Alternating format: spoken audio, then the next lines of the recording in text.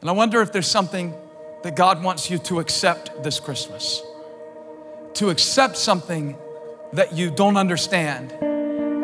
To accept something that you can't control. I think one of the hardest changes in the world is to change your mind about something that you cannot change. You don't have to understand fully to obey immediately. God, I don't know where this is going. I don't know what exactly you're purposing, but let's do this. I'm gonna follow through with what you started in my life. I believe you know everything. I believe you can do all things. Let's do this. Let's obey what God is speaking. Let's not make ourselves miserable by ignoring His voice. Hey, often what seems to be an interruption turns out to be the greatest invitation to experience God in the greatest way in your life. Mary, you got to birth something. Joseph had to accept something, obey something. Mary had to birth something. I wonder, is there something God wants to birth in your life this Christmas season? If you're going to birth it and obey it and accept it, first you must believe it.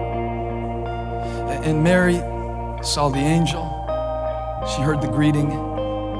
Look at this, verse 34. She still had a question. How will this be since I am a virgin? And there's some of you here this Christmas and you want to believe that God wants to do something in your life, that you could have a relationship with Him, but it's hard for you to believe because of who you are and what you've done. And maybe this Christmas, the change God wants to make inside of you begins with something you believe. Mary's going to give birth to a son and you are to give him the name Jesus. This is why, because He will save His people from their sins. See, there's a purpose in this. There's a purpose. And you can embrace the pain of the change when you see the purpose of the change.